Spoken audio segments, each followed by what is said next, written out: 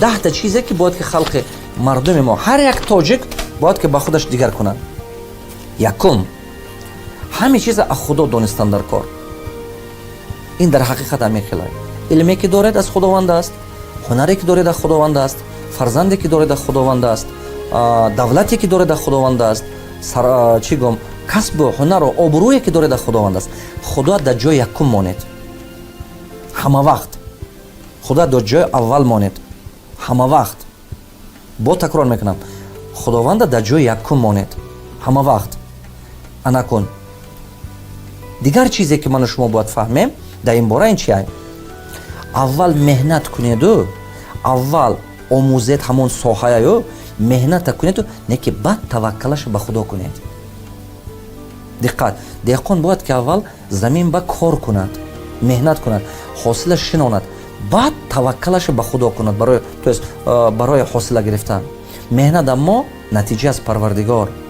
اگر شما خواهید که سلامتی خوب داشته باشید، اگر خواهید که شما درآمد خوب داشته باشید، بیزنس خوب داشته باشید، اول مهنتش کنید بعد توکلش به خدا. خطای خلق ما چیه؟ باید که انمی قالب من شما شکنیم. انمی خطای خلق ما چیه؟ با نقشه نمیکشد، پلان نمیکشد، چی گو مهنت کم میکند یا که نمیآموزد و پروفسیونال نمیشد. یکی چی میگن؟ ایخ کی میدوند خدا چی میخواهد؟ پگاه توکلش به خدا.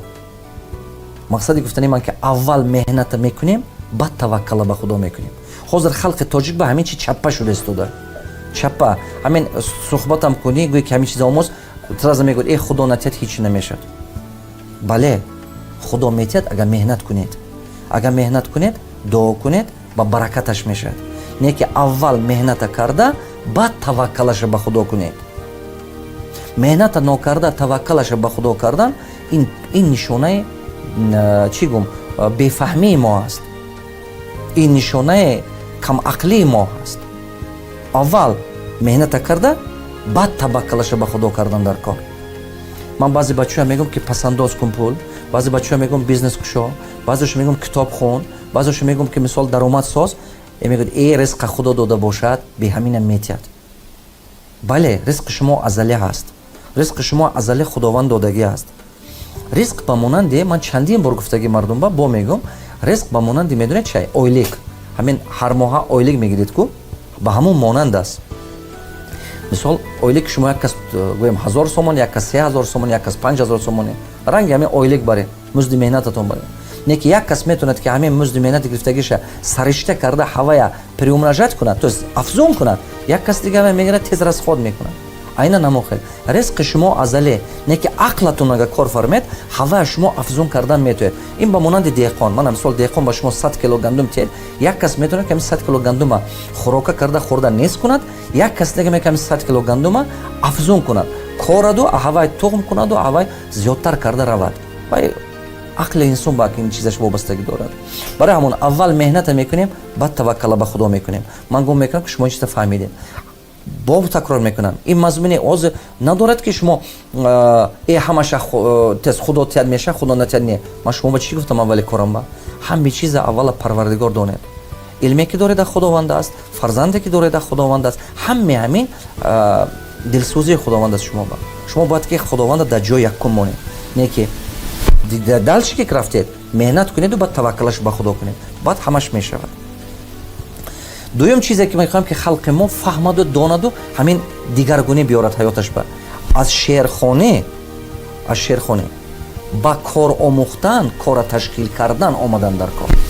نگاه کنید من بسیارتر در امریکا بودم، در اروپا بودم، همونج به مردم شعرخوان کمای کاردان بسیاره. مردم کاردان و کار تشکیل میکردگی هنرمند بسیاره. من این چیز دیدم. همین خلق تاجیک با همین همه قدر بسیار شعر و سرود و غزل ها هست که همین شعر و سرود و غزل ها ممکن که با یک 10 عصر دیگه بس کند. همین دور روده که تا همین روز ما فقط شعر نوشته گستیم، فقط شعرخوانی کرده گستیم. شما یکون تاجیک دیدید که اون چیز نقض ازابریتت کرده بود که دنیا شدگی باشد. خیلی اول ابن سینا بودن مدیسینا با دیگر ساحه های تکنولوژی، ساحه پیشروی مردم کосмос با برآمدن است. ما حاضرم شعرخوانی کرده گشته استودیم. من یگون چی پروتف شعرخوان نویسی و شعرخوانی شما ندارم. نیک من میگم که اگر که آدم دقت کنید، агар ки шумо кора ташкил кардана ёд гиред, ҳунармандия ёд гиред, технология ёд гиред, зиндагитон нақстару беҳтар мегузарад, мушкилаи шумо осон ҳал карда метавед. шеърам надонед ки зиндагитон зур мегузарад. Не агар ки шумо шеъри бисёр донеду, меги кора ташкил кардан натоеду, кора сохтан натоед, кора пеш бурдан натоед, зиндагитон нағз намегузарад, мушкилитон ҳал намешавад. дуюм чизе ки мардумон бояд фаҳмаду қолаба сараш ба дига кунанд, шерхония камтар кунеду, кора ташкил кардана ёд гиред, кора сохтана ёд гиред, технология омӯзед, ин чӣ ба гузаред.